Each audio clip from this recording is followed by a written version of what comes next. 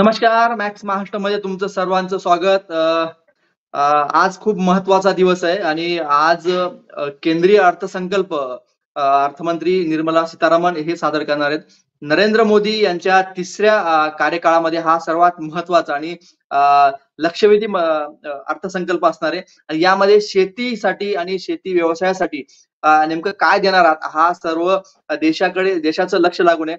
खास करून शेतकरी असतील, शेतकरीशी ज शेतकरी आणि शेतीशी जुळलेले सर्व घटक जे आहेत, त्यांचा या अर्थसंकल्पामध्ये खूप महत्त्वाचा आणि लक्ष असणार आहे आणि यामध्ये खास करून अनेक विषय जे आहेत, कापूस असेल, केळी असेल, फळबागा असेल आणि प्रक्रिया उद्योग असतील, पीक विमा असेल, अशा अनेक घटक जे असतात, अनेक आपल्याला माहिती आहे कांदा संदर्भातला सुद्धा एक महत्त्वाचं लक्ष लागून आहे. ज्या निर्यात कॉटन असेल किंवा इतर फळपीक निर्यात संदर्भातलं नेमकं सरकार नेमकं काय धोरण आखतं आणि शेतकऱ्यांसाठी नेमकं काय देतं, या संपूर्ण चर्चेसाठी सरकारकडे नेमकी या अर्थसंकल्पामध्ये शेतकरी जाणकारांची आणि शेती तज्ञांची नेमकी काय अपेक्षा आहे, या सर्व चर्चा करण्यासाठी माझ्याबरोबर शेती तज्ञ आलेले आहेत.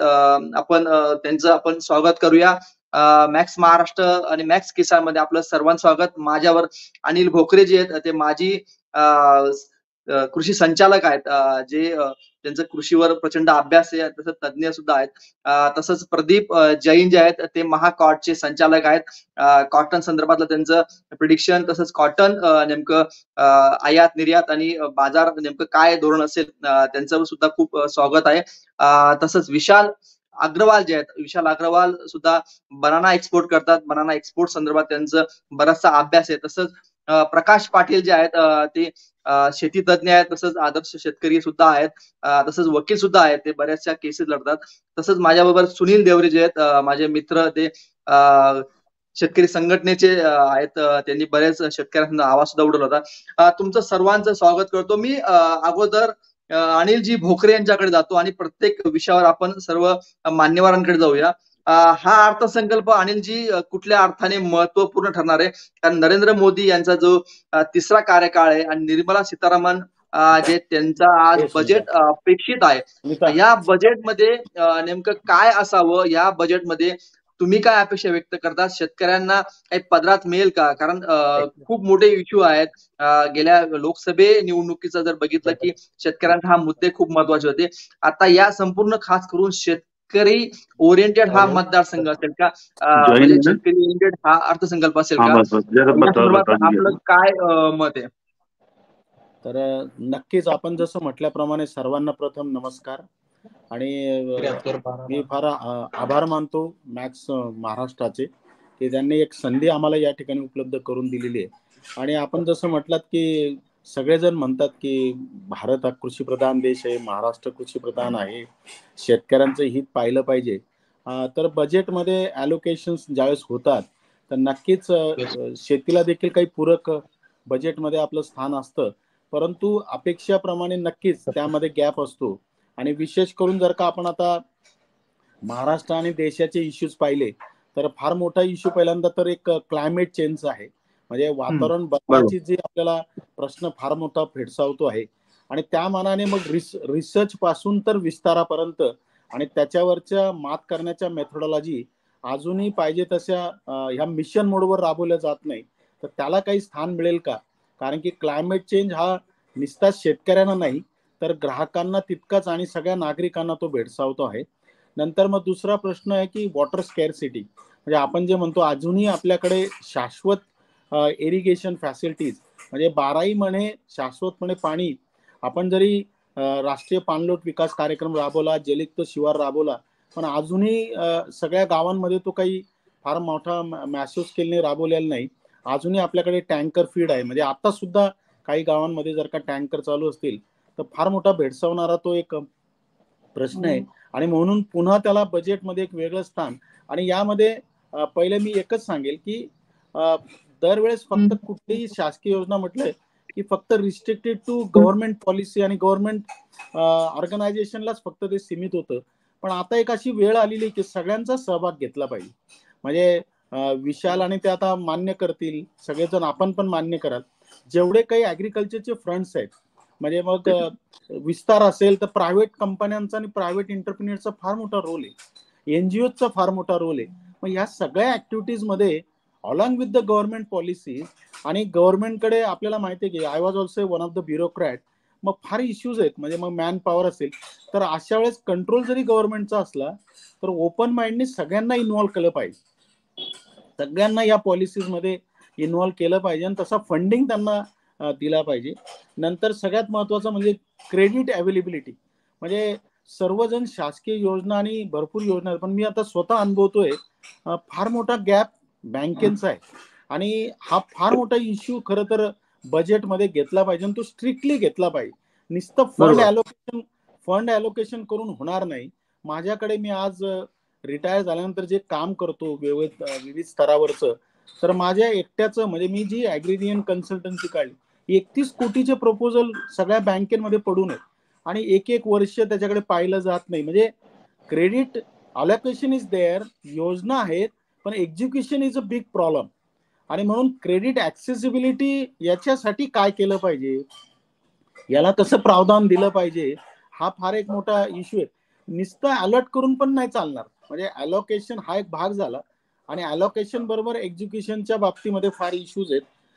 फोर्थ थिंग म्हणजे मी सजेस्ट करेल की मीटिंग चालू आहे, काय बनवतो गाव तिथे गोडाऊन, म्हणजे स्टोरेज जायचं, फॅसिलिटी जा म्हणा तू, आल्यावर पगार करू म्हणा. आणि ते प्रत्येक नाही नाही काही नाही, ते काही त्याला म्हणे तू असं अचानक रात्री सोडून चाललाय. प्रदीपजी, हा, ओके ओके, बोला. आणि प्रत्येक बजेटमध्ये आपण पाहतो की स्टोरेजला म्हणजे फार मोठं स्थान दिलेलंच नाहीये. आणि आज सगळ्यात जर का पेडसवणा प्रश्न असेल शेतकऱ्यांना, तर तो म्हणजे स्टोरेजचा आहे. आणि घरात स्टोरेज केल्यानंतर काय दुष्परिणाम होतात आपण कापूसमध्ये पाहिलेला आहे.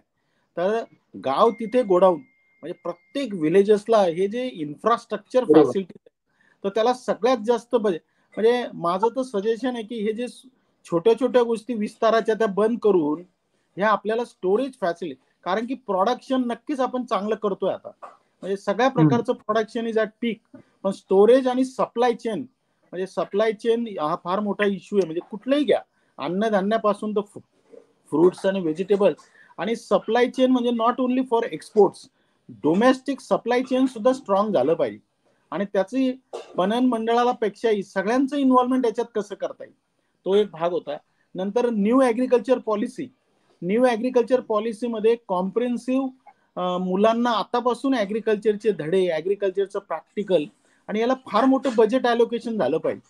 म्हणजे फक्त पगारावर आणि त्यांच्या सिस्टीमवर न देता याला इनकॉर्पोरेशन न्यू एज्युकेशन पॉलिसीमध्ये आपल्याला ते कसं करून घेता येईल. नंतर स्किल बेस्ड प्रोग्राम्स इन्हान्समेंट, म्हणजे माझं असं लक्षात आलं की कृषी आधारित स्किल बेस्ड, म्हणजे नो डाऊट आता यू विल बी सरप्राईज, सगळ्यांच्या माहितीसाठी म्हणतो, जळगाव जिल्ह्यामध्ये स्किल बेस्ड प्रोग्राम राबवला जातो, पण ऍग्रिकल्चर त्याचे सेक्टर नाहीये. अनफॉर्च्युनेट पार्ट आहे. म्हणजे त्याला फार मोठं बजेट अलोकेशन. आणि आता पुन्हा जो ट्रेंड येतोय, सगळे उच्च शिक्षित पुन्हा ऍग्रिकल्चरकडे येत आहेत, तर आपल्याला स्किल बेस्ड आणि IoT म्हणजे टेक्नॉलॉजीचा सपोर्ट आपल्याला फार चांगल्या पद्धतीने कसा करता येईल. सर्वात महत्वाचं म्हणजे इन्शुरन्स, की आता ते प्रकाश पाटील साहेब बोलतीलच, इन्शुरन्सचा सपोर्ट हा सुटसुटीत आम्हाला कसं करता येईल, सगळ्या पिकांसाठी कसा करता येईल, आणि तो फ्लेक्झिबल कसा राहता येईल. जसं मला फॉरेनला जायचं, मी त्याच वेळेस फक्त करू शकतो इन्शुरन्स, तसंच माझी केळी जर का आता नेसवली तर त्याच वेळेस मला कसं करता येईल, म्हणजे फ्लेक्झिबिलिटी सुद्धा कशी आणता येईल. आणि सगळ्यात महत्वाचं म्हणजे प्रोसेसिंग आणि मार्केटिंग, म्हणजे पोस्ट हार्वेस्ट टेक्नॉलॉजीचा सपोर्ट जो आहे सर, तो फार अल्प आहे. म्हणजे आज आम्ही पाहतोय की, आणि त्याच्यामध्ये इंडिस्क्रिमिनेशन केलेलं आहे स्टेट वाईज, म्हणजे आंध्रामध्ये जी योजना राबवली जाते ती महाराष्ट्रात लागू नाहीये. हे जे काही एक्सपोर्ट झोन्स असतात त्याचं वायडर आपल्याला एक्सपान्शन करता येईल का, तर हे सविस्तर फक्त एक 7-8 मुद्दे मी आता बोललो, बाकीच्यांचं पण आपण ऐकून घेऊया, मग आणखी चर्चेत सहभागी होऊया. धन्यवाद. भोगरे सर, खूप मोलाचं मार्गदर्शन तुम्ही कदाचित तुम्ही हे जरी मुद्दे, मला असं वाटतं की निर्मला सीतारामन किंवा केंद्राने हे जरी मुद्दे जरी घेतले, मला असं वाटतं की खूप मोठी क्रांती सुद्धा होऊ शकते. निश्चितच असा विचार केला सुद्धा असावा, कारण आपण बरेच प्रस्ताव देत असतो, आपण अधिकारी असताना म्हणजे बरेच प्रस्ताव दिलेले आपल्या मार्फत जात असतात, आणि त्या संदर्भात सरकार सुद्धा विचार करत असतं. पण यामध्ये दुसरं अजून असं आहे की मी तुमच्याकडे परत येतोच मी. मी आता आपला बेल्ट खास कर कॉटनचा बेल्ट मानला जातो. कॉटनकडे जाऊया कारण अ, विदर्भ, मराठवाडा, खानदेश, उत्तर महाराष्ट्रामध्ये बहुतांश आपल्याकडे खूप मोठं क्रॉप जे आहेत कॉटनचं येतं आणि प्रदीप जैन जे आहेत ते सुद्धा आपल्याशी जॉईन झालेत महाकॉटचे आहेत. कारण कॉटनचा आयात निर्यात संदर्भात किंवा बाजार नेमकं कसा असावा त्यांना बराचसा अंदाज आलेला असतो. शेतकऱ्यांना नेमकं काय भाव असावा नेमकं या संपूर्ण याच्यामध्ये किंवा जिनिंग प्रेसिंगचे खूप मोठा प्रश्न आहे आणि जिनिंग प्रेसिंग जे ठप्प पडलेले आहे. या संपूर्ण याच्यामध्ये मी बनानाचे जे आहेत विशाल अग्रवाल आणि प्रकाश पाटील आणि सुनील देवरे यांच्याकडे येतोच. मी अगोदर प्रदीपजी जैनकडे येतो, की या सगळ्या कॉटनचं जे आपलं मार्केट जे आहे आंतरराष्ट्रीय बाजारामध्ये कॉटन खूप भारताचं कॉटनला खूप महत्व आहे. चायना, पाकिस्तान, बांगलादेश आणि इतर इंडोनेशिया सारख्या देशांना सुद्धा आपण कॉटनचं संदर्भातलं खूप महत्वाचं मार्केट जे आहे भारत आहे. या संपूर्ण याच्यामध्ये कॉटनची पॉलिसी कशी असावी नेमकं गेल्या वेळेस काही पॉलिसीज आखलेल्या होत्या. यामध्ये अर्थसंकल्पात काय अपेक्षित आहे प्रदीप जैन तुम्हाला नेमकं काय अपेक्षित आहे आणि किंवा काय केलं पाहिजे ह्या अर्थसंकल्पामध्ये? सर्वप्रथम तुम्हाला धन्यवाद. चांगला कार्यक्रम घेतला यावेळी. आमची प्रदीपजी अपेक्षा अशी आहे की तुमचा शेतकऱ्यांना प्रदीपजी तुमचा चेहरा दिसत नाही. थोडासा कॅमेरा पूर्ण तुमच्या चेहऱ्यावर या ना. हां. असं हां. ओके. बरोबर. 1 मिनिट. हां, हां. हां. ओके. शेतकऱ्यांच्या दृष्टीने सरकारने दरवेळी दक्ष राहावे. शेतकऱ्यांना जास्तीत जास्त भाव कसा मिळेल आणि शेतकऱ्यांना संरक्षण भावाचं मिळेल याकडे सरकारने या बजेटमध्ये लक्ष द्यावं. यावर्षी कापसाला हमी भावापेक्षा कमी भाव मिळाला, त्यामुळे शेतकरी नाराज आहे. आयात निर्यातीच्या विषयी सरकारने वेळोवेळी जे योग्य निर्णय असतील, भारतात जर कापसाचे भाव जास्त असतील तर ताबडतोब त्याला निर्यातीला परवानगी द्यावी, कमी असतील तर आयातीला परवानगी द्यावी. त्याच्यानंतर जीएसटी मध्ये आमच्या जिनिंग कारखानदारांना खूप मोठं नुकसान होत आहे. 5% आम्हाला जीएसटी भरावं लागतं आणि त्या आरसीएम मध्ये आम्हाला त्याचा काही बेनिफिट मिळत नाहीये.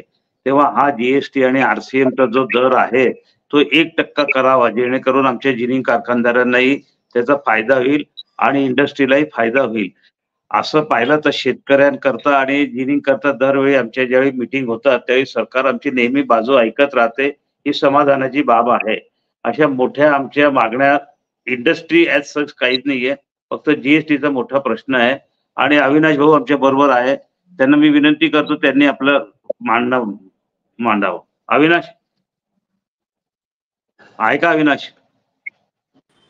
अविनाश अविनाश नाही, काबरा हो. अविनाश अच्छा, काबरांना हा अविनाश हो. विषय असा आहे का आपल्याला जर कधी आजच्या तारखेला आपण जे MSP जी आपल्या सरकारने वाढवली आहे 7,500 रुपये केली आहे कापसावर, ती खूप चांगली आहे त्या मानाने.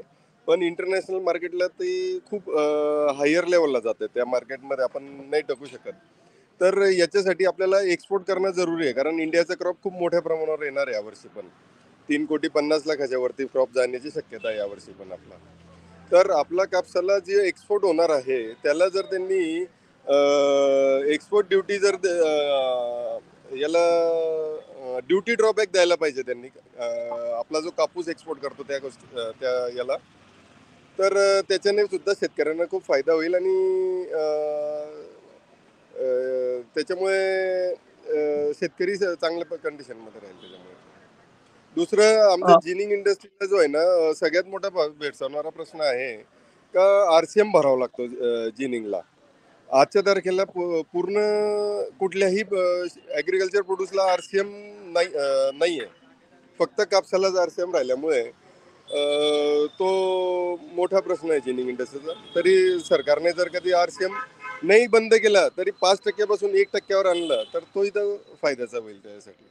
तर या 2 मागण्या पण सरकारने आमच्या या बजेटमध्ये घेतल्या असत्या तर जिनिंग इंडस्ट्रीसाठी पण आणि शेतकऱ्यांसाठी पण फायदा झाला असता याच्यामध्ये.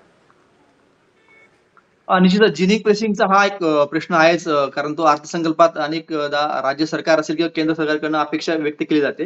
कारण जिनिंग प्रेसिंग चालले तर शेतकऱ्यांचा माल सुद्धा घेतला जाईल. मी बनानाचे जे निर्यातदार आहेत विशाल अग्रवाल हा आपला बेल्ट जर बघितला भारतात किंवा महाराष्ट्रात बनाना बेल्ट खूप महत्वाचा आहे आणि ह्यामध्ये नेमकं काय करता येईल, काय अपेक्षित आहे बनाना एक्सपोर्टसाठी? आपल्याकडे क्वालिटी त्या पद्धतीने बनली जाते. पण सरकारकडनं काय अपेक्षा आहे? कारण बरेच निर्याताचे धोरण जे आहेत, सरकारचं बनानासाठी योग्य आहे का? कारण इतर पिकं मध्ये सुद्धा निर्यातीचं धोरण सरकारचं थोडं लवचिक असण्याऐवजी नेमकं आंतरराष्ट्रीय बाजारावर अवलंबून असतं. यावेळेस बनाना निर्यातीचं धोरण नेमकं कसं असलं पाहिजे? नेमकं काय त्या संदर्भातलं नेमकं विशालजी अग्रवाल नेमकं तुम्ही काय म्हणाल? नंतर मी प्रकाश पाटलांकडे येतो आणि सुनील देवरेंकडे येईल.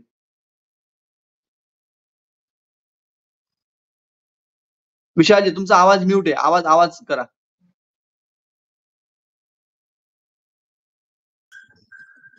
ओके. हां. सर्वप्रथम बोला, सर्वांना बोला. माझा नमस्कार आणि संतोष भाऊ, तुम्हाला खूप खूप धन्यवाद की तुम्ही या प्लॅटफॉर्मवर मला बोलण्याची संधी दिली.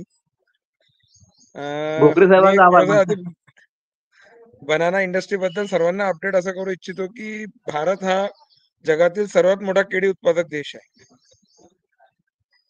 आणि सर्वात कमी निर्यातदार देश पण आहे. म्हणजे आज आपण भारतामध्ये जी केळी उत्पादन करतोय त्यापैकी 99.9% केळी जी आहे ती आपण स्वतःच कन्झ्युम करतो.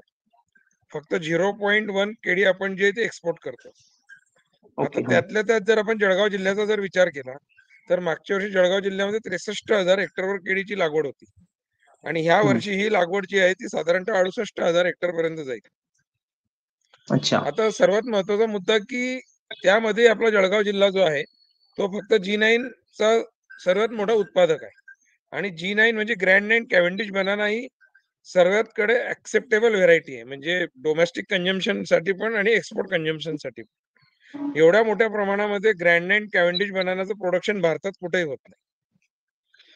त्यानंतर महाराष्ट्रामध्ये दुसरा जो मोठा बेल्ट आहे तो सोलापूर आहे.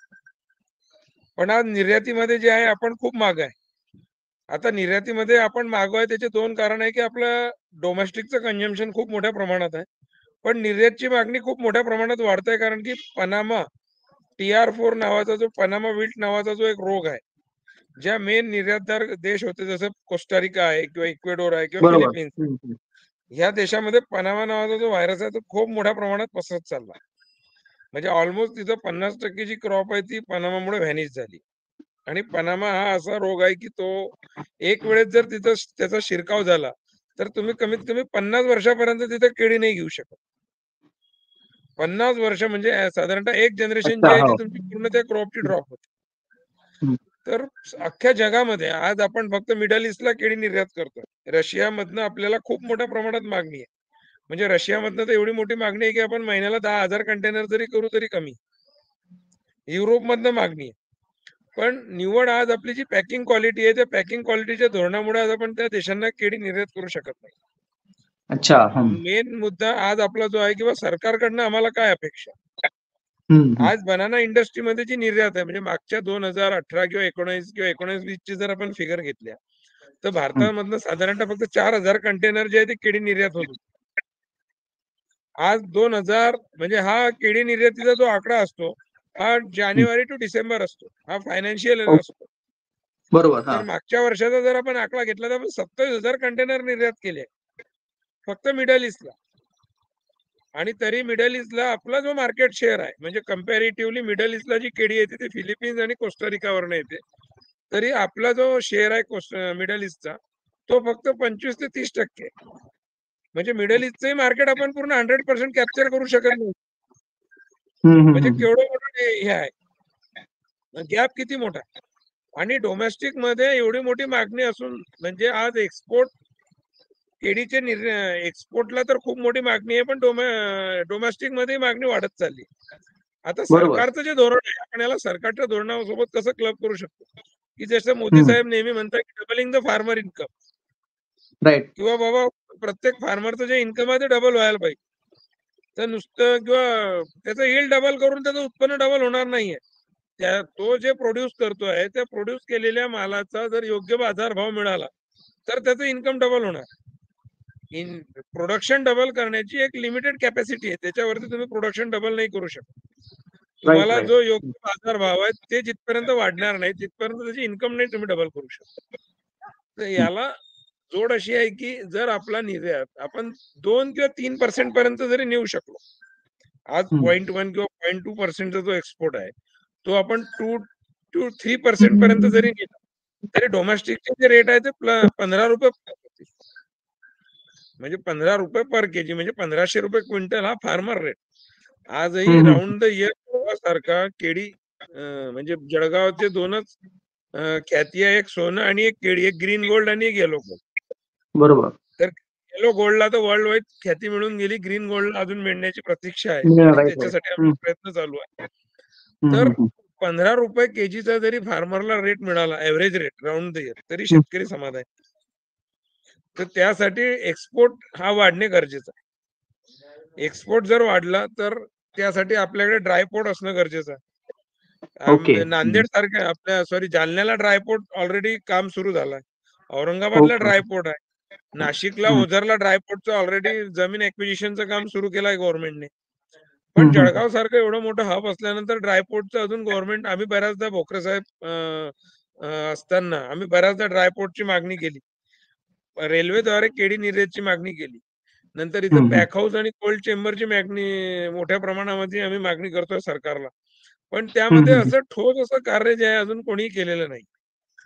आपलं प्रतिनिधित्व जे आहे ते प्रतिनिधित्व आपलं कुठेतरी कमजोर पडतंय, किंवा आपल्या ज्या संघटना आहेत शेतकरीच्या किंवा केळी निर्यातदारांच्या म्हणा, केळी उत्पादकांच्या म्हणा, किंवा इथले जे आपले स्थानिक आमदार खासदार आहेत जे आहे, म्हणजे it's a matter of only 100 CR आणि सेंट्रल गव्हर्नमेंटला 100 CRचा निधी, जिथे 30,000 कंटेनर निर्यात होत आहेत.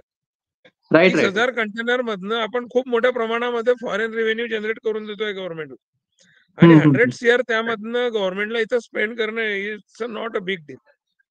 आज रशियाची एवढी मोठी मागणी आहे सर की 10,000 कंटेनरची आम्हाला पर मंथची मागणी आहे रशियाची. पण ड्यू टू $10,000 आमचा आज फक्त ट्रान्सपोर्टेशन कॉस्ट आहे. म्हणजे container cost is $3,000 and export domestic logistic cost is $10,000. त्यामुळे आम्ही निर्यात नाही करू शकत.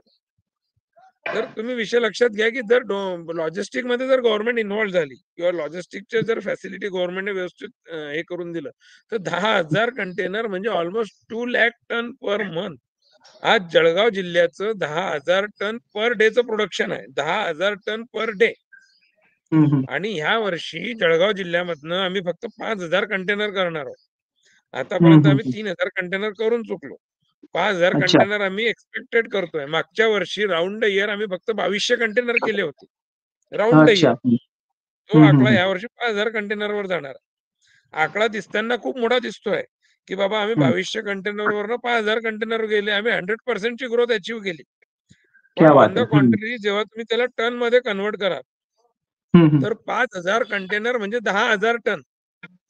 बरोबर. म्हणजे 180 दिवसाचं जे तुमचं प्रोडक्शन आहे, 180 दिवसाच्या प्रोडक्शनचं फक्त सिंगल डेचं प्रोडक्शन तुम्ही एक्सपोर्ट करताय. राईट. म्हणजे नथिंग आहे एक्सपोर्ट मध्ये आपण. आणि आपली जी क्वालिटी आहे, मी इक्वेडोर जाऊन आलो, फिलिपिन जाऊन आलो, जिथपर्यंत आपली क्वालिटी झाडावर आहे आपण प्रत्येक कंट्रीला बीट करतोय. Our quality and our keeping quality is far better than them, but our packing quality, our logistic quality, our storing quality, we are far behind. म्हणजे आपण -100 मध्ये, आणि प्रोडक्शन मध्ये किंवा फ्रूट जेव्हा आपल्या झाडावर आहे तर आपण त्यांच्या फार पुढे आहे. तर माझी सरकारला हीच म्हणजे कळकळीची विनंती राहील तुमच्या माध्यमातून की त्यांनी केळी उत्पादकांसाठी ज्या बेसिक इन्फ्रास्ट्रक्चरच्या सुविधा आहे, रोडच्या सुविधा आहे, ड्रायपोर्ट आहे, लॉजिस्टिक आहे, यांच्याकडे लक्ष देणे. आणि विशेष म्हणजे एकच मुद्दा फक्त आणखी ऍड करू शकतो की जे सीचं जे लॉजिस्टिक आहे, मग ते कुठल्याही फ्रूट साठी असो किंवा कुठल्याही कॉमोडिटीसाठी असो, याच्यावर गव्हर्नमेंटचा कंट्रोल नाही. जर तुम्हाला ही गोष्ट माहित नसेल कदाचित, म्हणजे मागच्या वर्षी मिडल ईस्ट साठी, इराणसाठी किंवा इराकसाठी आमचं $1,700 पर कंटेनरचं लॉजिस्टिक होतं. $1,700. ते या वर्षी साधारणतः 4 महिने म्हणजे एप्रिल, मे आणि जून, फेब्रुवारी, मार्च, एप्रिल, मे, जून ह्या 4 महिन्यात ते लॉजिस्टिक झालं $5,500. अच्छा. म्हणजे खूप झालं. $3,500 आम्ही पर कंटेनरला एक्स्ट्रा पे करत होतो. $3,500 म्हणजे $2,84,000. म्हणजे पर केजी मध्ये जर आपण त्याचा डिफरन्स केला तर तो होत होता ₹17 किलो. अच्छा. म्हणजे पर्चेसिंग कॉस्ट जी होती फार्मरची ती होती ₹12 kilo, and we are paying more 17 rupees per kg to the logistic. More, अच्छा. not the total. ओके. तर तुम्ही त्यामधनं लक्षात घ्या की किती मोठा डिफरन्स आहे. आणि इक्वेडोर आणि फिलिपिन्स मधनं जी केळी येते का मिडल ईस्टला जाऊ, त्यांचे जहाजच रेफ्रिजरेटेड जहाज आहे. त्याच्यामुळे ते आपल्याला जे कॉम्पिट करताय they are mainly due to the logistic difference. म्हणजे आज आपला आणि त्यांचा जो डिफरन्स येतो, त्यांची $2 आपल्यापेक्षा महाग पण विकली जाते. आणि मेजरली त्यांचं जे आहे की ते हे पण आहे, त्यांना म्हणजे लॉजिस्टिक मध्ये त्यांना स्वस्तही पण.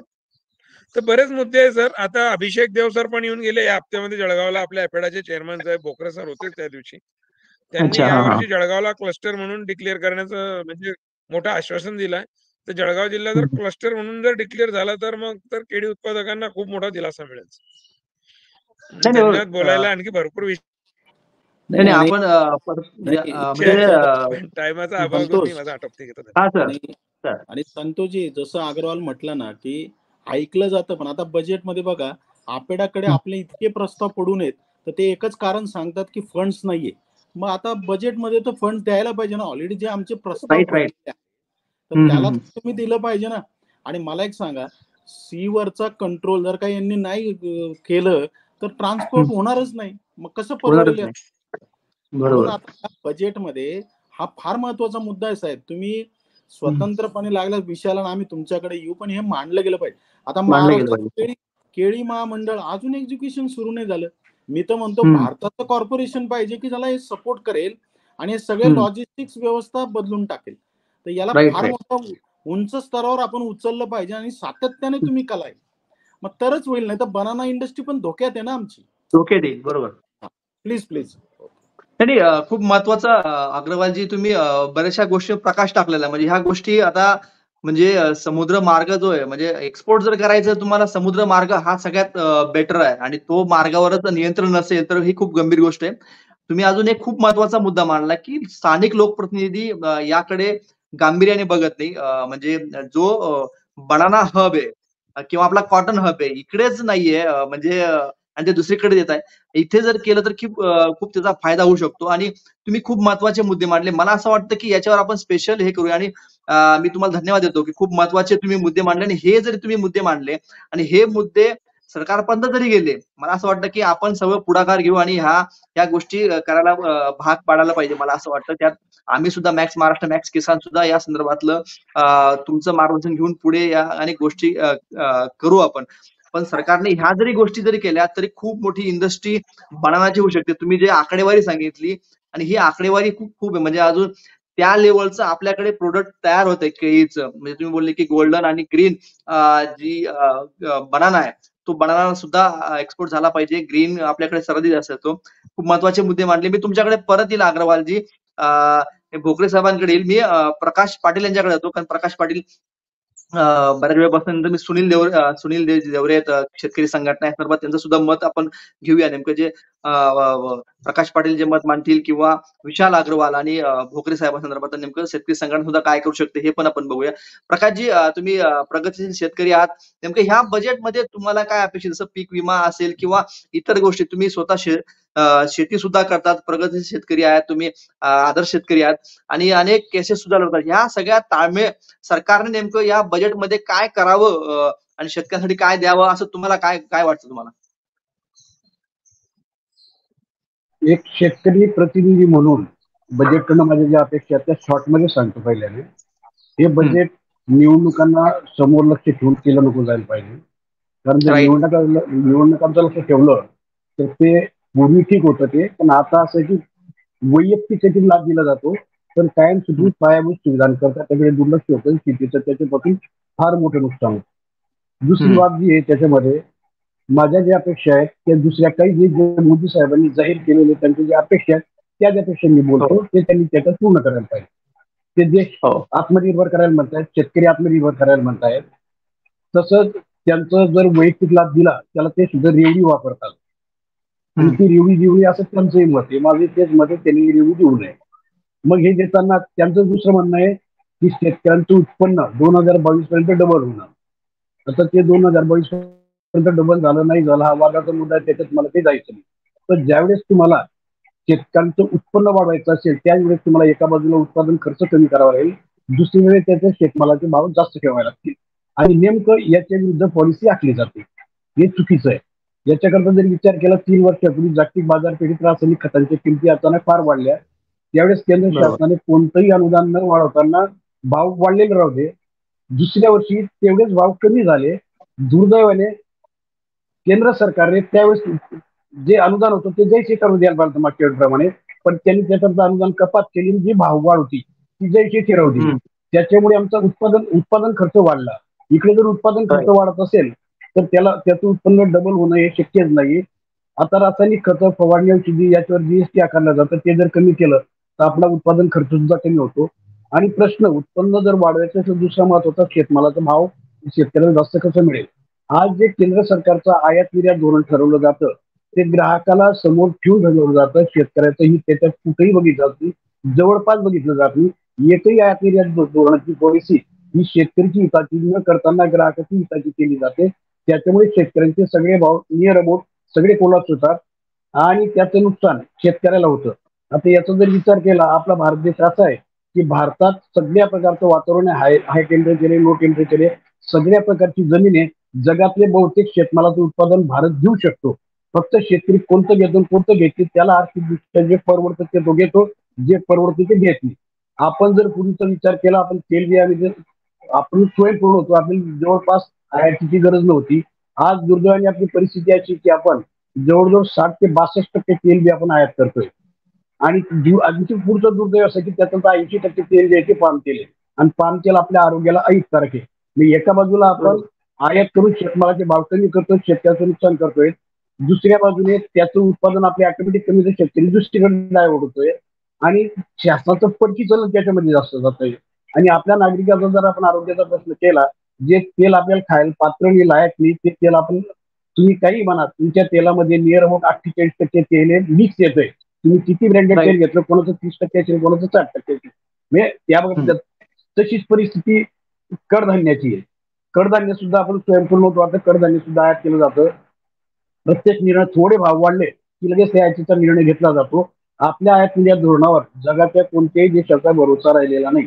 मी हे सरकार म्हणून बोलत नाही, पहिल्यापासून आतापर्यंत आहे. अचानक कोणताही निर्णय घेतला जातो. आता कांद्याचा निर्णयबंदी घेतली, यांचा कांदा कंटेनर मध्ये भरलेला असतो, तो सुद्धा तो जाऊ शकत नाही. तिथं शेतकऱ्याची नुकसान, व्यापाऱ्याची नुकसान. त्याच्यामुळे आपलं आयात निर्यात जे धोरण आहे ते चुकीचं आहे, ते शेतकरी हिताचं मुळीच नाही. तर त्याच्यामुळे ते शेतकरीची हिताचं कसं आहे हे जर ठरवलं तर शेतकऱ्याला कोणत्याही रेवडीची गरज नाही, कोणत्याही याची गरज नाही. शेतकरी स्वतः समर्थीने उलट शेतकरी शासनाला काहीतरी देईल. दुसरे विषय, दरवर्षी पीक कर्ज देण्याकरता लक्षांक जाहीर केला जातो आणि तो लक्षांक दरवर्षी वाढवला जातो. अगोदर काळात 11 लाख होता, नंतर 11 लाख कोटी होता, नंतर 12 लाख कोटी होता, 16 लाख कोटी झाला, तर 20 लाख कोटी झालेला आहे. नुसतं तो किती वाढवला, शासन ते स्वतः कर्ज देतील, बँका देतात. शासनाचं त्याच्यातला 1 रुपया शासन त्याच्यातून देत नाही, फक्त बँका. पण दुसऱ्या बाजूने जर विचार केला तर लक्षांकाच्या महाराष्ट्रात जे आपलं अग्रेसर राज्य आहे तिथं 25 ते 30% पर्यंत लक्षांकाचा आपण पोहोचतोय. 25 ते 30%. म्हणजे लक्षांक किती वाढवला, जर त्या लक्षांकापर्यंत आपण जात नसेल तर ते दुर्दैव आहे. त्याच्यामुळे शासनाने तो लक्षांक नाही देताना आणि लक्षांकाच्या किती टार्गेट मागच्या वर्षी केलेलं होतं आणि यावर्षी किती अचीव्ह करणार आहेत, म्हणजे जेणेकरून ते कर्ज जास्त दिलं पाहिजे.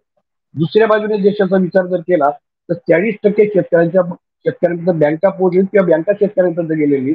हे जर किती दुर्दैव, जर शासनाने हे जाहीर केलं की ह्या वर्षी आपण शेतकऱ्यांपर्यंत बँका एवढ्या टक्क्याने गेलेल्या आहेत, पुढच्या वर्षी याच्यात आम्ही एवढं प्रमाण कमी करू आणि त्याचं टार्गेट जर अचीव्ह करत गेलं तर निश्चित बँका शेतकऱ्यांना कर्ज द्यायचं चांगलं करतील.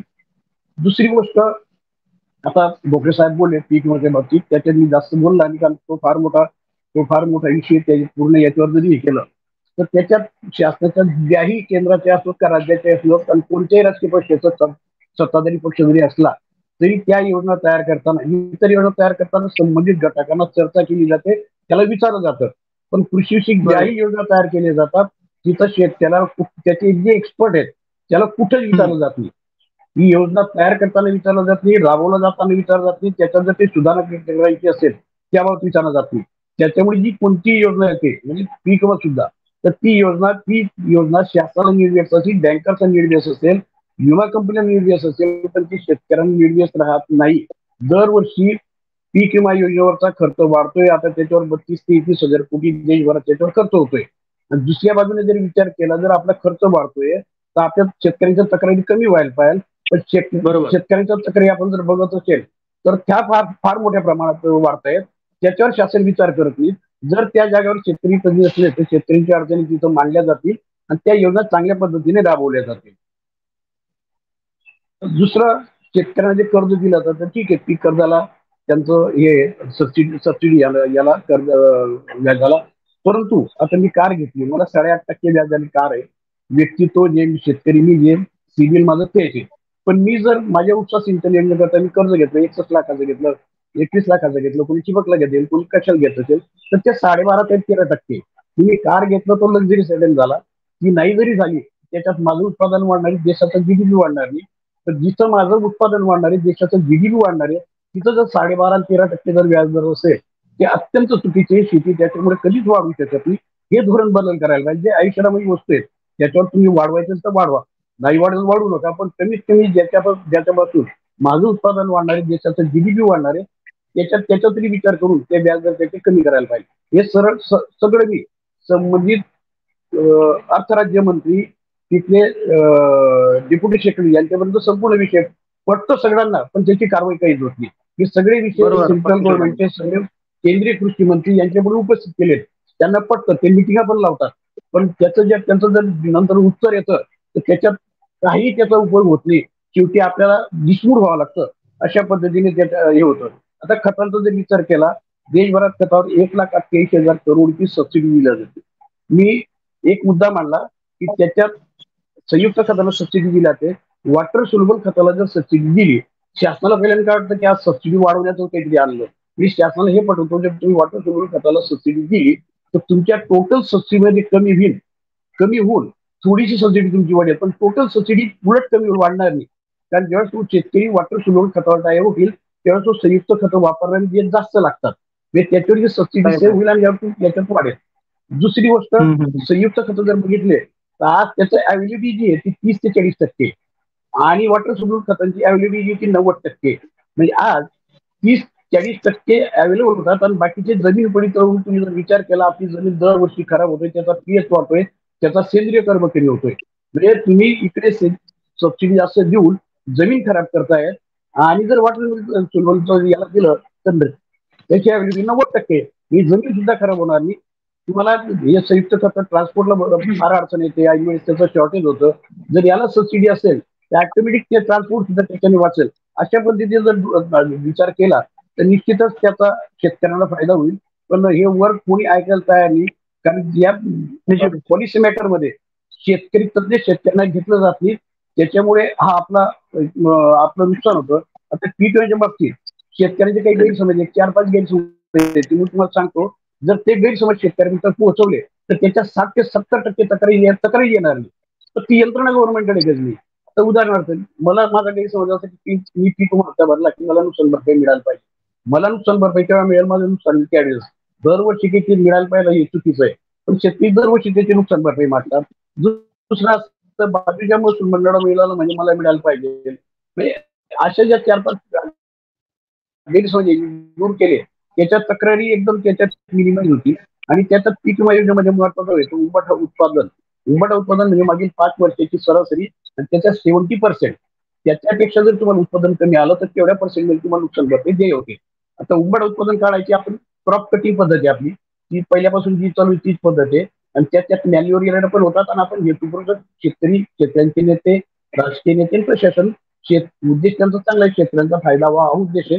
परंतु त्याच्यामुळे शेतकऱ्यांचा फायदा न होताना त्याचं उंबट उत्पन्न घटत जातं. आणि आपल्याला वाटतं यावर्षी आपल्या खरोखर दुष्काळ आपल्याला नुकसान भरपाई मिळायला पाहिजे, पण आपल्याला ती नुकसान भरपाई मिळत नाही. आपण त्यावेळेस शेतकरी तक्रार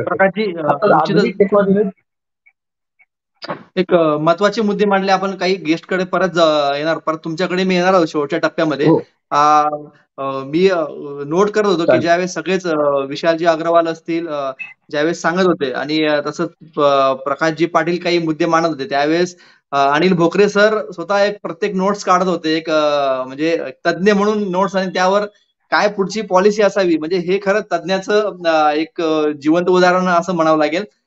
मी अनिल भोकरेंकडे जातोच. मी तत्पूर्वी सुनील देवरे जे आहेत, शेतकरी संघटनेचे युवा नेते आहेत, तसंच शेतकऱ्यांना अनेक आवाज होता. तुम्ही अनेक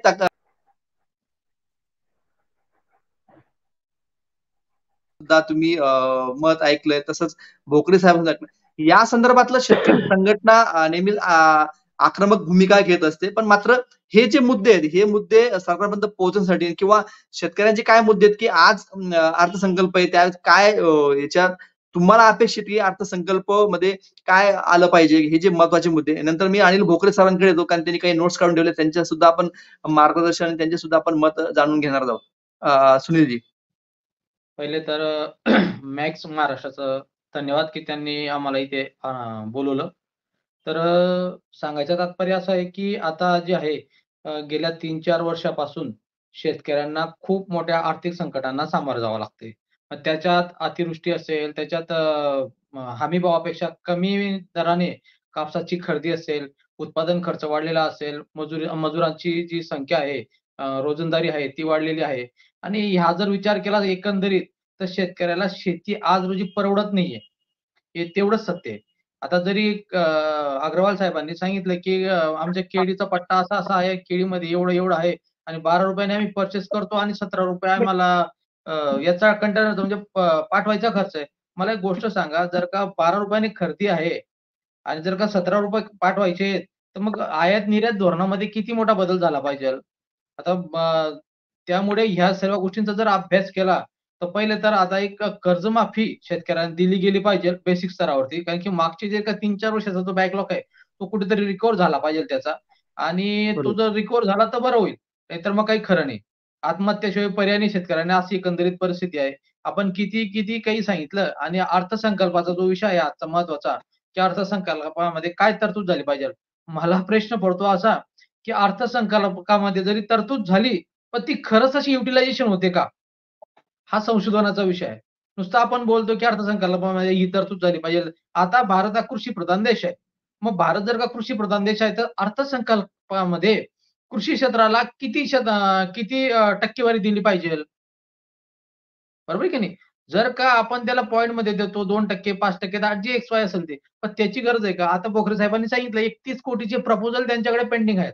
आता शासन एकीकडे सांगतं, की आम्ही तुम्हाला ह्या योजना देऊ, स्मार्ट योजना देऊ, ती योजना देऊ आणि ज्यावेळेस तो शेतकरी प्रपोजल तयार करतो, बँकांकडे जातो, बँक सांगतो वर त्याच करून देते. आमच्याकडे बजेट नाही, पडून आहे, तुम्ही हे द्या, ते द्या. म्हणजे दाखवायचं काही अर्थसंकल्पामध्ये तरतूद वेगळी राहील. ज्यावेळेस ॲक्चुअल आपण तिथे ते योजनेचा लाभ घ्यायला जातो, त्यावेळेस बँक उभं करत नाही आणि ते योजना फेलच ठरते. एकंदरीत असं जे गणित आहे त्याच्यामुळे अर्थसंकल्पामध्ये तरतूद होत असताना त्याचं इम्प्लिमेंटेशन झालंय का? याचाही फीडबॅक घेतला गेला पाहिजे आणि त्याची टक्केवारी ठरवली पाहिजे. जोपर्यंत ती बरोबर. ठरवली जात नाही तोपर्यंत काही खरं नाही. आता उरतो प्रश्न कापसाचा. आता मागच्या वर्षाला एवढा खर्च होऊन कापसाला हमी भावापेक्षा कमी भाव मिळाला. आता त्याच्यातल्या त्याच्यात जिनिंगवाल्यांचं असं म्हणणं आहे, की आम्हाला 5% जी आता जो तो जे ते म्हणतोय, मग शेतकऱ्याने काय करावं? माझं तर सरळ-सरळ म्हणणं आहे साहेब, जे आपण प्रक्रिया उद्योगाला चालना देतोय, शासन चालना देते, की प्रक्रिया उद्योग करा, ग्रुप तयार करा, फार्मर प्रोड्युसर कंपनी तयार करा आणि मग आम्ही तुम्हाला त्याचं पुढे हे ठेवू. अरे बाबांनो आम्ही तयार करू. आता एक जर छोट्या भाषेत जर बोलायचं म्हटलं, तर आता बनानाचा जो विषय आहे, यांनी जरी किती प्रोडक्शन केलं, अरे पण तो माल विक्री होऊ शकत नाही, तर ते प्रोडक्शनला का डोक्यात घालायचं का शेतकऱ्याने? त्याला विकायचा कुठे? ती वस्तू स्टोरेज करण्यासारखी नाहीये. ती खराब होण्यासारखी वस्तू आहे. त्यांनी विकायचा कुठे? जर का तुमच्याकडे ते स्ट्रक्चरच नाहीये, तर मग कशाला कॅसेट वाजवून मोटाकी करता? शासन काय अर्थसंकल्पामध्ये एवढ्या मोठ्या-मोठ्या तरतुदी करते. आता केळीच्या संदर्भातलं जर म्हटलं आपण केळीचं हे तयार केलं, ते तयार केलं आणि कुठे तयार केलं? कागदावरती तयार केलं. अजूनपर्यंत इम्प्लिमेंटेशन झालेलं नाहीये. आता केळी उत्पादक जे आहेत, ते बिचारे टेन्शनमध्ये आहेत, की काय करायचं आम्ही? सांगायचं काहीतरी, करायचं काहीतरी. आता प्रकाश पाटील सरांनी खूप चांगला मुद्दा मांडला, की सर्व तज्ञांना बोलवतात, त्यांचे मत जाणून घेतात, सर्व ऐकतात आणि त्यांना जे करायचे तेच करतात. आम्हाला काय तिथे जेवायला बोलवतात का तुम्ही? संशोधनाचा विषय. म्हणजे नुसतं हे बोलण्यात मजा नाही, तर ते ॲक्चुअल झालं पाहिजे याच्यावरती कॉन्सन्ट्रेट केलं पाहिजे. आता बँकांना सांगतात, की आम्ही तुम्हाला एवढ्यापर्यंतची शासन हमी घेतं. अरे हमी घेतो तो मॅनेजर सांगतो, "अरे शासन हमी घेतं, मी तुमची हमी घेते, मी तुम्हाला लोन पण देत नाही." काय करणार तुम्ही तिथे? म्हणजेच काय, की अर्थसंकल्पामध्ये जी तरतूद आहे ना, तरतूद नका करू आणि जर केली तर पूर्ण करा. पूर्ण दिवे लावा तिथे. उगाचच काहीतरी बोलण्यात मजा नाही. कापसाला हमी भाव बोलता तुम्ही आणि देत नाही. आणि काही करायला गेलं का मग ते कापसाची क्वालिटी अशी आहे. तर जिनिंगवाले म्हणता आम्हाला जी लागतो. मग माझं असं म्हणणं आहे, जर का प्रक्रिया उद्योगाला तुम्ही जी म्हणता ना, ओके. माझं तर सरळ-सरळ म्हणणं आहे, की प्रत्येक शेतकऱ्याला जी नंबर द्या. कारण की शेती हा मॅन्युफॅक्चरिंग युनिट आहे एक. तो मॅन्युफॅक्चरर आहे. जर का तो मॅन्युफॅक्चरर आहे, तो जर का तो पेस्टिसाइड असेल, बी-बियाणं असेल, या सर्वांना जर का जी पक्क्या बिलामध्ये खरेदी करतोय, बरोबर? मग तो त्याच्या शेतामध्ये जर टाकतोय, तर ते त्याचं युनिट झालं. एक उत्पादक कंपनी झाली थोडक्यात. मॅन्युफॅक्चरिंग कंपनी झाली. जर का तो तिथून जर का उत्पादन करेल आणि जो माल विकेल त्याच्यावरती ही हमी भाव सोडा. तो त्याच्या जो माल विक्री करेल, ज्या पद्धतीने एखादी कंपनी माल विक्री करून त्याच्या मालाला किंमत ठरवते आणि त्याच्यावरती जी लावून विकते ना, अगदी मला तेच म्हणायचं आहे. जर का शेतकऱ्याने तो माल तयार केला, तयार केल्यानंतर तो त्याच्या मालाला जी लावेल ना, तुम्हाला खूप मोठं हे आहे ना, कौतुक आहे ना जी उत्पन्नाचा स्रोत पाहिलं ना तुम्हाला शासनाला, मग आम्हालाही द्या ना, स्पेशली द्या. प्रत्येक शेतकऱ्याला द्या. पण त्याच्या हमी तुमच्या हमी एम-एस-पी ही खरं तर म्हटलं तर शेतकऱ्यांसाठी नाहीच आहे. हे लोकांसाठी आहे. सर्वसामान्य लोकांसाठी जो नागरिक आहे त्याच्यासाठी एम-एस-पी थोडक्यात म्हटलं तर आपण. शेतकऱ्यांना एम-एस-पीची काय गरज आहे? प्रत्येक वेळेस भाव चढ होता. आता मागच्या वर्षाला जर का मजुरीचा जर का महिलांचा मजुरी जर का ₹300 होता. हो, तर आज 300 आहे, 350 आहे. जर ज्यावेळेस भेटते त्यावेळेस तो वाढत जातो. माणसांची मजुरीचा रेट ₹500. खतांचे, बी-बियाणांचे भाव तुम्ही दणादण वाढवतात. आणि इकडे काहीच नाही. त्याचसोबत ही एक आपली मागणी राहील, की तुम्ही ह्या पद्धतीने काम करा आणि जर का हे सर्व जे तज्ञांना बोलवतात ना शासन कुठे-कुठे, तर बोलवत असताना त्यांनी एक गोष्ट केली पाहिजे. जे आपण बोलवतो ना, तर त्यांना प्रत्यक्षात आणलं पाहिजे. नाहीतर मग त्यांना बोलू नये. उगाचच त्या निश्चितच. लोकांच्या मतांशी खेळू नये. तो एक विषय झाला. त्याचसोबत हे सर्व करत असताना पीक विमा असेल. आता दादांनी तो विषय मांडला. दर वर्षाला शेतकरी संघटनेच्या माध्यमाने आम्ही आंदोलनं करतो. दर वर्षाला तेच रडगाणं आहे. पीक विमा आम्हाला द्या, द्या, द्या. ते दर वर्षाला काहीतरी नवीन करतील, काहीतरी वेगळं करतील आणि टाईमपास करतील. ॲक्चुअली जेवढा पीक विमा मिळायला पाहिजे तेवढा कोणत्याच शेतकऱ्याला मिळत नसतो. नुकसान भरपूर होत असतं. पण पीक विमा मिळत नसतो. तर ही जी पॉलिसी ना ही स्पष्ट असली पाहिजे. शेतकऱ्यांना त्याचा प्युअर लाभ मिळाला पाहिजे. मी तर त्याच्या पुढे जाऊन सांगतो. आता बाकीचे म्हणतात, की ह्या गोष्टी का अशा तशा. मला एक गोष्ट सांगा. आता केळी उत्पादक अग्रवाल दादांनी सांगितलं, की यामध्ये राजकीय पुढ्यांचं लक्ष नाही. ते लक्ष ठेवूच शकत नाही. कारण की याच्यामध्ये त्यांना काहीच भेटत नाही. हा वैयक्तिक लाभार्थी आहे. या वैयक्तिक लाभार्थीमध्ये त्यांना ₹1 मिळत नाही. त्यांना इंटरेस्ट असतो फक्त कॉन्ट्रॅक्टमध्ये. रस्त्यांमध्ये इंटरेस्ट असतो. बाकीच्या शेतकऱ्यांच्या कोणत्याच गोष्टींमध्ये त्यांना घेणं-देणं नाही. ते फक्त शेवटी ज्यावेळेस प्रकाश पाटील साहेबांनी सांगितलं, ज्यावेळेस इलेक्शन असतं, त्यावेळेस ते काहीतरी आमिष दाखवतात, मतं घेतात आणि जय जय महाराष्ट्र करून पुढील 5 वर्ष शेतकऱ्यांचा सत्यानाश करतात. असंच एकंदरीत आहे. अर्थसंकल्पामध्ये अर्थमंत्र्यांनी या गोष्टींकडे विशेष लक्ष दिलं पाहिजे. जे तज्ञ लोक निश्चितच. आहेत त्यांना बोलवून त्यांचे विचार मांडून आणि ते इम्प्लिमेंट केलं आम्ही, असं त्यांना पत्र द्या. एका मेसेज द्या, की आम्ही तुमचा हा मुद्दा घेतला. म्हणजे त्या तज्ञालाही वाटतं, की येस आमच्या शब्दाला किंमत आहे आणि आमच्या तज्ञ आम्ही जो अभ्यास करतो त्याला काहीतरी किंमत आहे. हे नुसतं टाईमपास करतात. निश्चितच म्हणजे शासनाची जी पॉलिसी आहे सुनीलजी बरं का, खूप शासनाची जी महत्वाचा मुद्दा पॉलिसी तुम्ही पूर्ण फेल पॉलिसी आहे. असंच मी तुम्ही म्हणेन. खूप महत्वाचा मुद्दा मांडला, की तज्ञांनी जर सजेशन दिलं आणि ते सजेशन सरकारने केलं, तर त्याचं एक तज्ञांना सुद्धा त्याची नोटिफिकेशन दिलं पाहिजे, की आम्ही हे केलं. आम्ही भोकरे सरांकडे येतो. आम्ही परत शेवटच्या टप्प्यात जातो आणि शेवटच्या टप्प्यात थोडक्यात आपण काही सगळ्यांची उत्तर घेऊया. भोकरे सर थोडासा कॅमेरा तुमचा पूर्ण चेहरा दिसू द्या. हां, बरोबर. मागच्या वेळेस थोडासा अर्धा होता. आणि तुमचं जे वक्तव्य असतं किंवा तुमचं जे अभ्यास पूर्ण मांडणं असतात खूप महत्वाचं असतं. शेतकऱ्यांना किंवा तज्ञांना सरकार सुद्धा याची दखल घेत असते. तुम्ही काही पॉइंट काढत होते या संदर्भातलं. मी भोकरे सर आपण नेमकं या चर्चेमध्ये शेवटच्या टप्प्यामध्ये आपण एक महत्वाचा मुद्दा मांडला. तुम्ही काही मुद्दे मांडले. काय सरकारकडे तुम्हाला या सगळ्या चर्चेमधनं काय तुम्हाला सजेस्ट करावसं वाटतं, की निर्मला सीतारामन जे नरेंद्र मोदी यांचं तिसरा कार्यकाळ आहे. तर त्यावेळेस तुम्हाला काय वाटतं, की यांनी काय केलं पाहिजे आणि शेतकऱ्यांसाठी खरंच काहीतरी करायचं जर सरकारचं असेल तर काय केलं पाहिजे? तर याचा सारांश मी एकच सांगेल, की हं. प्रथम तर वैयक्तिक लाभाला आपण प्राधान्य न देता शेतकरी समूहाला हं. जर का आपण निर्धारित केलं, जसं उदाहरण आहे, तर खरोखर आहे म्हणजे शेतीमालाचा विक्री आणि शेतीमालासाठी उत्पादनासाठी लागणारी खरेदी यामध्ये फार मोठी तफावत आहे ना सर. तर माझं असं म्हणणं आहे वैयक्तिक लाभापेक्षा खरोखर आहे तुम्ही जर काही जीएसटी जर का वेआउट केलं आणि नसेल तर मग जसं आता सुनील भाऊ म्हटले की मग त्याला विक्रीला थोडी तो जीएसटी लावतो, तो सर्वसाधारण विकतो. म्हणजे इट्स अ कॉमन सेन्स. आणि पहिलं नंबर 1 म्हणजे वैयक्तिक न करता आम्हाला समूहासाठी जर का काही धोरणं करायची असतील तर यामध्ये बरोबर. आम्हाला खरोखर आहे. सेकंड थिंग आपल्याला बघितलं पाहिजे की इन्फ्रास्ट्रक्चरचा फार अभाव आहे. म्हणजे इन्फ्रास्ट्रक्चरचा अभावला त्याला कशी पद्धतीने चालना दिली पाहिजे आणि ती स्टोरेज आणि त्याचं सप्लाय याचं फार मोठं त्यांनी म्हणजे ते त्याच्यामध्ये फार लक्ष घातलं पाहिजे. तिसरी गोष्ट साध्या साध्या गोष्टी आहे. बघा आता जळगावमध्ये एवढं मोठं हब आहे पण आम्ही त्या क्लस्टरचा लाभ घेत नाही, आम्हाला ड्राय पोर्ट पण नाही. मग हे इकडे कोण बघणार आहे?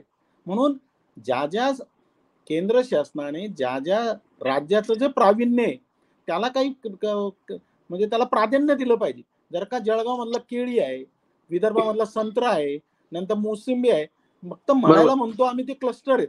पण जसं सुनील भाऊ म्हटले तर खरोखर याला आणि मंथन फार झालेलं आहे. म्हणजे तुम्हाला सांगतो मी म्हणजे संतोष भाऊ आपल्याकडे मंथन इतकं झालेलं आहे पण इम्प्लिमेंटेशन मध्ये there is a huge gap. मी जसं म्हटलं चौथी गोष्ट काय झाली माहिती का, सगळ्या याला मॉनिटरिंग पाहिजे. म्हणजे मी पहिल्यांदा पण म्हटलं तरतूद भरपूर आहे पण मॉनिटरिंग फ्लो इतका कमकुवत आहे की म्हणजे आम्ही हतबल झालो. मी तुम्हाला सांगतो शेतकऱ्यांचं कर्ज म्हणजे प्रकाश पाटील म्हटलं ना कार लोन साठी ते शेतकऱ्याच्या घरी जातील पण त्यांना काही वर्षी घ्यायला देणार नाही. आता मला सांगा एकीकडे पूर्ण भारतामध्ये there is a shortage of milk परंतु दुग्ध व्यवसायाला चालनाच देत नाही. म्हणजे माझ्याकडे जी योजना आहे त्याच्यामध्ये शेतकऱ्याला ते 5 लाख सुद्धा देत नाहीत. एक वर्ष थांबावं लागतंय. म्हणून इम्प्लिमेंटेशनचा हा सारांश आहे ना तो इम्प्लिमेंटेशनचा ट्रिगर त्यांनी वाढवला पाहिजे. नंतर आर्टिफिशियल इंटेलिजन्स, नंतर ह्या ज्या सिस्टीम्स आहेत आणि दुसरी सगळ्यात महत्वाची लेबर. आज जे शेतकऱ्याला जो लेबर आहे आणि शासनाच्या छोट्या छोट्या ज्या योजना आहेत ज्या मजुराला जे दिशाभूल करतायत म्हणजे ती जी देण्याची जी पद्धत आहे ना अहो त्याच्यामुळे शेती किती मोठ्या अडचणीत आली. म्हणजे मी तुम्हाला उदाहरण देतो की आता हे तुमचे जेवढे काही अनुदान तुम्ही शेतकऱ्याच्या लेबरला देतायत त्या मानाने शेतीवर इतका परिणाम झालेला आहे. म्हणजे त्याला ज्ञान मिळालंय, त्याला सगळं मिळालं पण उत्पादन करायचं नाही. आणि म्हणून याच्याकडे पॉलिटिकल अँगल न बघता देशाच्या हिताचा अँगल आम्हाला बघता येईल का. म्हणून दृष्टिकोन हा सगळ्यांचा बदलण्याची गरज आहे. मला वाटतं इन शॉर्ट ह्याच 3-4 इश्यूज जर का आपण बघितल्या तर मला वाटतं फार चांगले देऊ. आणि शेवटचा माझा मुद्दा असे काही देशांमध्ये वॉटर पार्लमेंट असतं शेतकऱ्यांच्या बजेटसाठी. तर आमच्यासाठी वेगळं बजेट का राहू नये, वेगळी पार्लमेंट का असू नये. तर त्याचं कारण की भारत हा शेतीप्रधान देश आहे आणि बघा तरच ती चालना मिळेल एवढंच मला सांगूशी वाटतं. खूप महत्वाचा मुद्दा मांडला सर. थोडक्यात एकच मिनिट. भारत हा शेतीप्रधान देश जो आहे ना हे फक्त बोलण्यापुरता राहिलेला आहे. ऍक्च्युअल तसं काहीच राहिलेलं नाही. यांच्या पॉलिसीज चुकीच्या आहेत. पूर्ण पॉलिसीज चुकीच्या आहेत. आता साहेबांनी एकदम चांगला मुद्दा मांडला की वॉटर पार्लमेंट असलं पाहिजे. अहो हे पाठाला पाणी सोडावं याच्यासाठी आंदोलन करावं लागतं साहेब की आम्हाला पाणी द्या. ही एकदम भयंकर परिस्थिती आहे. म्हणजे यांना वॉटर मॅनेजमेंटच माहित नाहीये. नुसतं कागदावरती फिरवणार आहे आणि मोठ्या आता जळगावचं तुम्ही सांगितलं साहेब केडी हब आहे. बरोबर? मान्य आहे. पण तुम्ही जर का गव्हर्नमेंटच्या स्ट्रक्चरला बघितलं ना तर ते म्हणतात प्लास्टिक हा मोठा हब आहे जळगाव. ते त्याच्यावरती जास्त भर देतात. सर्वात जास्त उद्योग हा कृषी प्रधान म्हणजे शेतीवर आधारित असताना सुद्धा ते प्लास्टिकला जास्त भर देतात. ही गोष्ट खूप विचार करण्यासारखी आहे. निश्चितच विचार करण्यासारखी. म्हणून तर आपण काही मुद्दे मांडतोय आणि सरकारपर्यंत पोहोचवण्याचं कामच आपलं आहे की तुमचे विचार जे आहेत सरकारपर्यंत गेले पाहिजे, लोकप्रतिनिधीमध्ये गेले पाहिजे. आम्ही सुद्धा मांडत असतो. आपण शेवटच्या टप्प्यात प्रकाश पाटीलजी नेमकं तुम्ही एक महत्वाचा मुद्दा जो मांडला होता तो राहून गेलाय. नेमकं ह्या अर्थसंकल्पामध्ये काय महत्वाचा मुद्दा असेल किंवा सरकारने त्याची दखल घ्यावी किंवा निर्मला सीतारामन किंवा नरेंद्र मोदी यांनी घ्यावी तुम्हाला काय वाटतं? थोडक्यात कोणतीही सुविधा न हो आम्हाला काही न देताना आमच्या पायाभूत सुविधा आम्हाला शेतीला पाणी उपलब्ध होणं, 24 तास वीज देणं, शेतरस्ते देणं हे आम्हाला जर पायाभूत सुविधा दिल्या तर फार इतर दुसरी काही जास्त द्यायची गरज नाही. आयातनिर्यात धोरण 217 जर ठेवलं तर शासनाला MSP खरेदीची सुद्धा आवश्यकता राहणार नाही. कारण त्या योजनेवर फार मोठा खर्च होतोय, फार मोठा भ्रष्टाचार होतोय, त्याची गरज राहणार नाही. आणि जर गरज असतील तर जे आपले आता कृषी मंत्री आहेत, एमपीला मुख्यमंत्री असताना त्यांनी भावांतर योजना राबवली होती. ती योजना जर राबवली तर एमएसपीची खरेदी किंवा लोड घ्यायची शासनाला कोणती गरज राहणार नाही.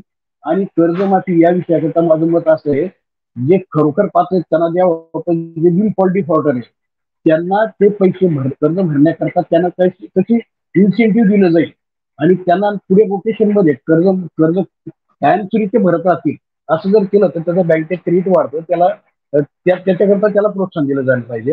आता मी दुसरं नॅशनल फूड सिक्युरिटी मिशन या योजनेवर जवळपास 2 लाख कोटी देशभरात खर्च होतोय. त्यांचा उद्देश शेतमालाचं उत्पादन वाढणं आणि त्याच्यानंतर जमिनीची उत्पादकता वाढणं. सगळा खर्च उत्पादन वाढवणार आहे, पण जमिनीची उत्पादकता वाढवण्यावर 1 रुपया सुद्धा 2 लाख कोटी मध्ये नाही. आणि जर आता मोदी साहेबांनी मागे माती परीक्षणचं देशभरात ते विषय केला, चांगलं झालं, त्याचे रिझल्ट शेतकऱ्यांना मिळाले. पण त्याच्यातून जे महत्वाचं आउटपुट निघालं, आपल्या जमिनीचा सेंद्रिय कर्ब जो जमिनीचा आत्मा आहे तो सेंद्रिय कर्ब अत्यंत कमी झालाय. तर तो अत्यंत कमी झालेला सेंद्रिय कर्ब कसा वाढेल याच्याकरता कोणती उपाययोजना याच्यावर केली गेलेली. या 2 लाख कोटीमधून 1500 कोटी रुपये जरी त्याच्यावर खर्च केले तर जमिनीचा सेंद्रिय कर्ब वाढेल. जमिनीचा सेंद्रिय कर्ब वाढला तरच तुमची उत्पादकता वाढेल, तरच तुमचं उत्पन्न वाढेल. नाही तर तुमचं उत्पादन खर्च वाढत जाईल आणि तुमचं उत्पन्न घटत जाईल. त्याच्यामुळे नॅशनल फूड सिक्युरिटी मिशन मधून सेंद्रिय कर्ब जमिनीचा कसा वाढेल याचा विचार करायला पाहिजे. आणि कृषी विद्यापीठांची आजची परिस्थिती अशी आहे की देशभरात वाढलेली 65 कृषी विद्यापीठ आहेत, त्यांचा स्टाफ जो आहे नियर रोड 35-40% आत झालेला आहे. त्याच्यामुळे त्यांचं शिक्षण, विस्तार आणि एज्युकेशन एक आणि संशोधन हे अत्यंत कमी झालेलं आहे. त्याच्यामुळे त्यांना जर स्टाफ दिलं, त्यांचं स्टाफ कमी होणं म्हणजे काय, शेतकऱ्याच्या याच्यावर त्याचा परिणाम होणं. जर त्यांचं रिसर्च कमी झालं तर त्याचा फार दुष्परिणाम शेतकऱ्यांना होतो. आता एक उदाहरण मी कालच आमच्या आयुक्त साहेबांना आणि संचालक पिसार यांना पुण्याला सांगितलं की रब्बी ज्वारीची फुलेरीची व्हरायटी 12-13 वर्षापूर्वी रिसर्च झालेली होती. त्याच्यानंतर 5 व्हरायटी आल्या, त्या शासनाच्या नियमाप्रमाणे जास्त उत्पादन देणाऱ्या पाहिजे. दुर्दैवाने 5ही व्हरायटी कमी उत्पादन देणार आहेत आणि त्याला शासन प्रोत्साहन देतोय. जुन्या व्हरायटी देते शेतकऱ्यांचं उत्पादन उलट कमी होते वाढवण्याऐवजी. त्याच्यामुळे हा जर स्टाफ जर दिला तर निश्चितच त्याच्यापासून शेतकऱ्यांना फायदा होईल. आणि कृषी आणि एकच मिनिट फक्त, कृषी विद्यापीठ सुद्धा संशोधन शिक्षणाचं चांगलं काम करतात. पण जर एक विचार केला की हे सगळं चांगलं काम करतात, त्यांच्यामुळे ऍग्रीकॉस्ट लोक त्यांनी नोकरीला पण गेले, ते व्यवसाय पण करतात.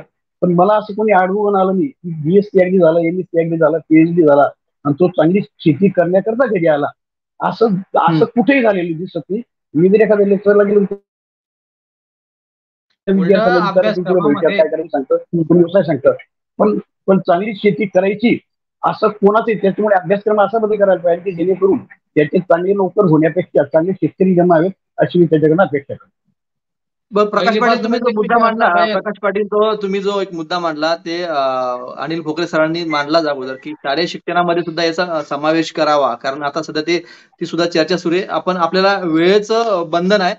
विशाल अग्रवाल असतील तर मी विशाल अग्रवालांना शेवटचं सांगतो की नेमकं या संदर्भातलं आपलं काही इन्क्लुडिंग असेल तर सांगावं. अन्यथा विशाल अग्रवाल जर नसतील तर आपण ह्या शोला आपण इथे वेळेअभावी आपण समाप्त करतोय. सुनीलजी, तुम्हाला काहीतरी बोलायचं होतं शेवटचं, तुम्ही एक संपू शकता एका मिनिटात.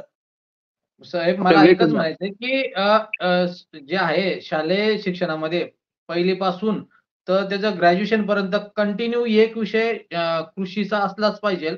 कारण की जर का आपण भारत हा कृषी प्रधान देश म्हणतो आणि तो विषयाचाच तिथे काही विषय नाहीये, तर आपण कृषी प्रधान नाहीये, तर आपण वेगळ्या दिशेने भरकटत जातोय असं मला वाटतं. निश्चितच खूप खूप धन्यवाद. तुमचे सर्व सहभागी झालात आपण. सगळ्यात महत्वाचं आहे की विशाल अग्रवाल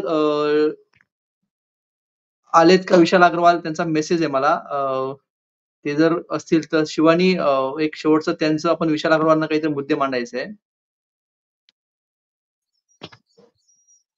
फक्त शेवटचं मी एकच टॉपिक ऍड करेल सर, की मी जिथून बिलॉंग करतो रावेर तालुका आहे आणि लागूनच बऱ्हाणपूर आहे.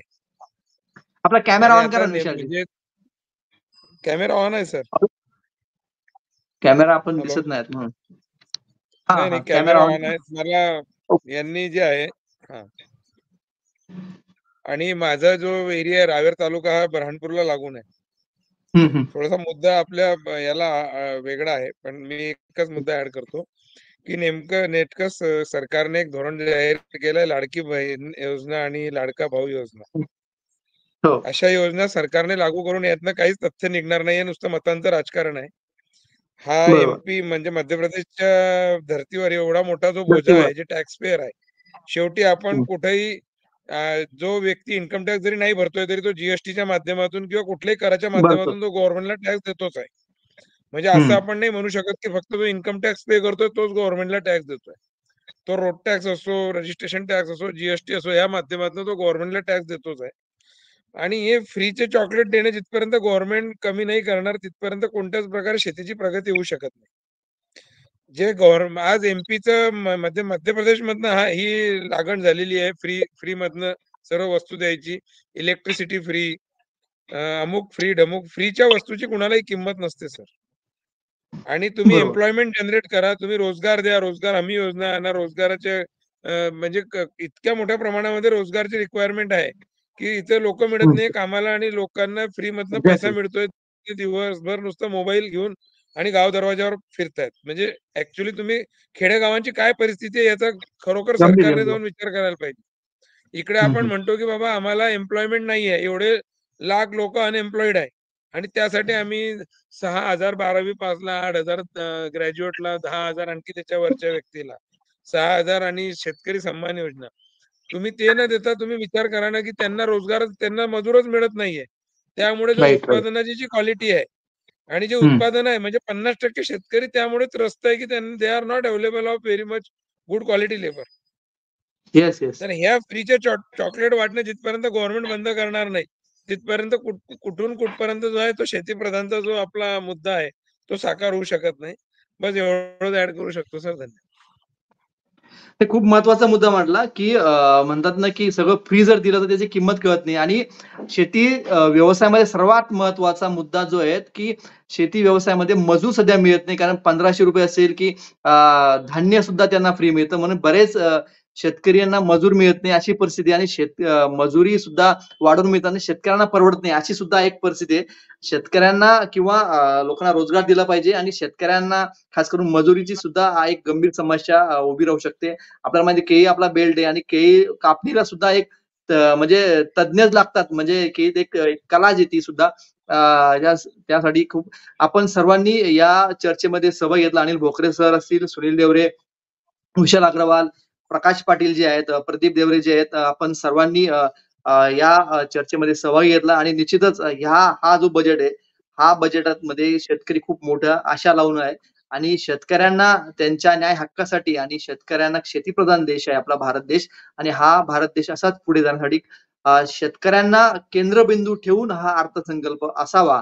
आणि अनेक ज्या समस्या आहेत, ज्या छोट्या छोट्या समस्या आहेत, म्हटलं देशाला एक प्रगती पथावर नेऊ शकतात, त्या जर इम्प्लिमेंट केल्या आणि त्या जर सरकारने खरंच प्रामाणिकपणे प्रयत्न केला, तो जर मुद्दा जर सरकारने आणि या संकल्पामध्ये समाविष्ट केला तर निश्चितच शेतीप्रधान देश निश्चितच हा सुजलाम सुफलाम होऊ शकतो. आणि पुढे जो आहे शेतीप्रधान देशामध्ये आपली जगामध्ये ठसा उमटू शकतो अशी आपण आशा व्यक्त करूया. आणि निश्चित आता 11 वाजता काही वेळातच शेती संदर्भातला अर्थसंकल्प मॅक्स महाराष्ट्रावर लाईव्ह तुम्हाला पाहायला मिळेल. आणि निश्चितच ह्या अर्थसंकल्पाचे काही मुद्दे आम्ही पुन्हा एकदा चर्चेत सहभागी होणार आहोत. तोपर्यंत पाहत राहा मॅक्स महाराष्ट्र.